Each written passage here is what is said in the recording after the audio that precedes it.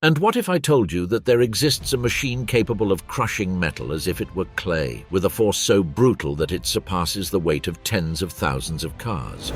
We're not talking about science fiction.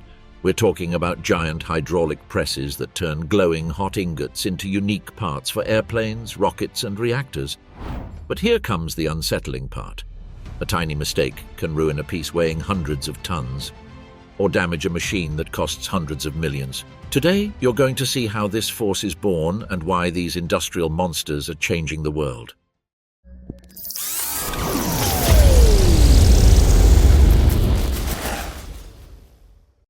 The process begins in a large-scale steel mill, where the steel that will be used to create enormous ingots for critical industrial components is prepared. In metallurgical furnaces capable of reaching extreme temperatures, the steel is melted until it transforms into an incandescent liquid that easily exceeds 1,450 degrees Celsius. But it's not just about melting metal. At this stage, the steel must reach exceptional purity. Engineers carefully monitor the presence of impurities, dissolved gases, and slags that could weaken the final structure. Through refining and degassing processes, the levels of oxygen, hydrogen, and nitrogen are reduced to minimal levels. Once the required quality is achieved, the molten steel is poured into huge casting molds. This pouring must be done continuously and steadily without interruptions. If the flow stops or becomes irregular, internal layers or structural defects could form, compromising the strength of the ingot. In record-setting industrial operations, such as those carried out by the British company Sheffield Forgemasters, more than 600 tons of molten steel have been poured into a single mold. The volume is comparable to the total weight of a large commercial airplane. In a matter of minutes, the molten metal fills a gigantic casting pit prepared to withstand these extreme temperatures. When the mold is completely filled, the next critical stage begins, the controlled solidification of the ingot. Unlike small pieces that can cool quickly, a steel block weighing hundreds of tons must solidify extremely slowly. If cooling happens too quickly, the outer surface hardens while the inside remains liquid, creating internal stresses that can cause cracks or deformations. To avoid this problem, the giant ingots remain inside the mold for several weeks. In some cases, the cooling process can last around 6 full weeks. During this time, the metal's temperature gradually decreases as its crystalline structure begins to form. The slow solidification allows the metal grains to grow uniformly, preventing unwanted phase transformations and ensuring a homogeneous macrostructure. As the ingot cools, a natural contraction of the metal also occurs. For this reason, the top of the ingot, where impurities or irregularities tend to concentrate, is later removed by cutting. Once the controlled cooling is complete, the resulting ingot can weigh around 300 tons. Although its size is impressive, it still doesn't have the mechanical properties necessary for industrial use. At this point, the metal has a relatively brittle cast structure, with large crystals that must be transformed through mechanical deformation. This transformation is achieved in the next stage, forging. Before the ingot can be worked in a giant press, it must be reheated. To do this, it is placed into industrial furnaces of enormous size, designed to evenly heat pieces weighing hundreds of tons. This heating cannot be done abruptly. If the temperature is unevenly distributed, internal stresses could form that would weaken the material. For this reason, the ingot remains in the furnace for extended periods, allowing the entire metal volume to reach a uniform temperature. When the steel reaches the proper thermal range for forging, it becomes more malleable. In this state, the metal doesn't break easily but can deform under extreme pressure.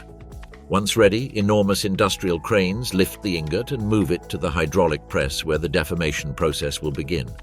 The heart of the process is the forging. This is where the solid ingot begins to transform into a usable piece. The presses used in this stage are some of the most powerful machines ever built. Depending on the size of the piece, these presses can exert forces ranging from 10,000 to over 40,000 tons. The glowing hot ingot is placed between the massive plates of the press. When the hydraulic system is activated, the piston slowly descends and applies a gigantic pressure on the metal. Under this colossal force, the steel begins to deform. The large crystals formed during the casting process break and reorganize into a finer, stronger structure. Additionally, the pressure compresses the material, closing microscopic voids and eliminating potential internal defects. The process does not occur in a single blow. The ingot is pressed, rotated, reheated, and pressed again. This cycle is repeated many times over weeks or even months. Each press impact gradually changes the shape of the metal until the required geometry is achieved: giant shafts, rotors, reactor structures, or massive industrial components. At the end of the forging process, the steel has a much stronger internal structure, with aligned metal fibers that increase its durability against extreme loads.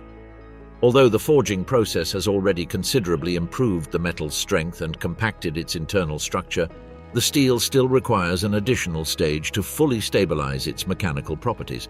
That stage is heat treatment, a series of carefully controlled processes that allow adjustment of the material's microscopic structure.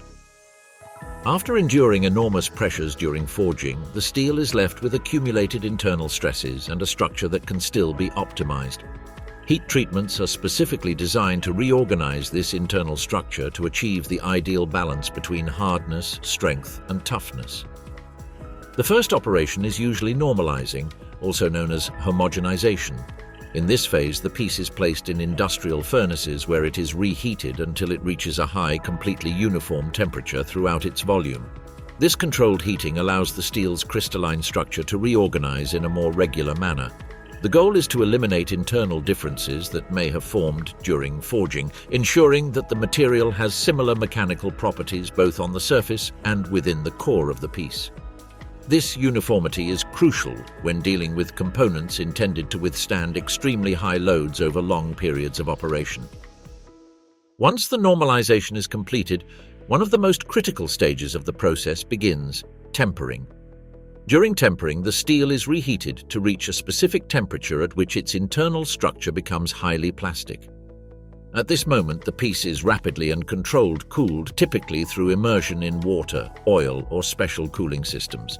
This rapid cooling causes a profound change in the structure of the steel. The reorganization of the metal crystals significantly increases the hardness and resistance of the material.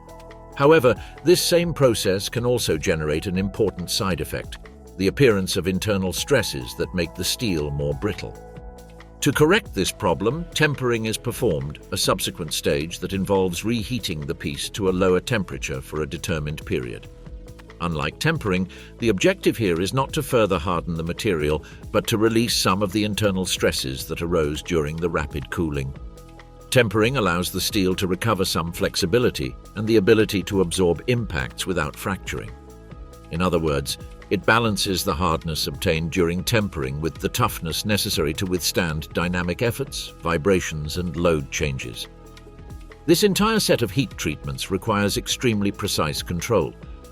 The industrial furnaces used for these operations are equipped with multi-zone regulation systems that maintain the temperature within very strict margins. Even small variations could alter the final properties of the material. Furthermore, each stage must adhere to specific heating, holding, and cooling times. In large pieces, these cycles may extend over days or even weeks, as the heat must be distributed evenly through hundreds of tons of steel. At the end of this phase, the metal has reached a stable and optimized internal structure. The combination of forging and heat treatment transforms a raw steel block into a highly resistant material, prepared to work in extreme industrial conditions where structural reliability is absolutely essential. Once the heat treatments are completed, the steel now possesses the necessary mechanical properties to work in extremely demanding conditions. However, the piece still retains surface irregularities due to the forging process and the deformations it underwent during the previous stages.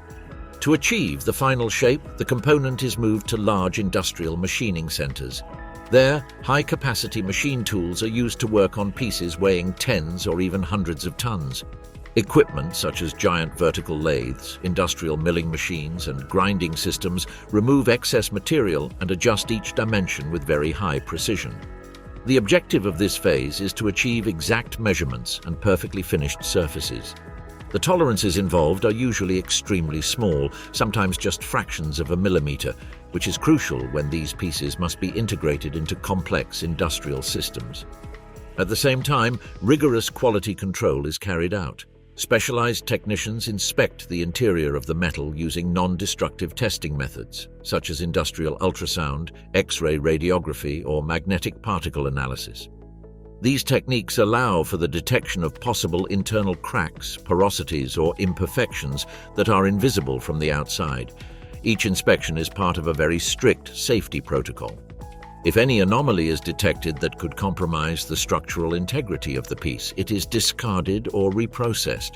In industries where these pieces will be used, the margin for error is practically non-existent. Only after passing all the technical tests is the component considered suitable for its final application. At that moment, it can become part of industrial equipment of enormous scale, such as hydroelectric turbine shafts, nuclear reactor components, structural bases for high-power presses, or key elements in large marine engines. The result of this entire process is a massive steel piece, manufactured from a single block and without structural joints. Its strength comes not only from the material itself, but also from the complex sequence of casting, forging, heat treatment, and machining that can extend over several months. After months of casting, controlled cooling, forging under gigantic pressures, and high-precision heat treatments, the final result is a unique steel piece without joints or welds, capable of withstanding extreme loads for decades. These metal giants ultimately become part of energy turbines, nuclear reactors, marine engines, or the critical structures of heavy industry. Behind each one are thousands of hours of engineering, inspection, and specialized work.